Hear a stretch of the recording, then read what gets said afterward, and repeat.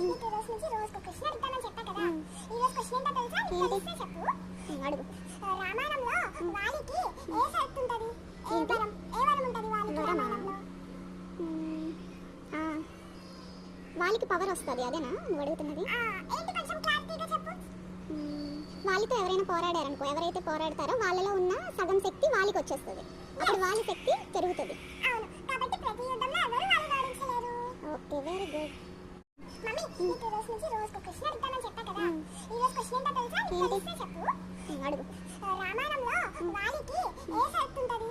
ఏ వరం ఉంటది వాలికి రామాయణంలో? వాలికి పవర్ వస్తుంది, అదేనా నువ్వు అడుగుతున్నది? ఏంటి కొంచెం క్లారిటీగా చెప్పు. వాలితో ఎవరైనా పోరాడారనుకో, ఎవరైతే పోరాడతారో వాళ్ళలో ఉన్న సగం శక్తి వాలికి వచ్చేస్తుంది. అప్పుడు వాళ్ళ శక్తి పెరుగుతుంది. అవును, కాబట్టి ప్రతి యుద్ధంలో ఎవరు వాలిని ఓడించలేరు. Okay, very good.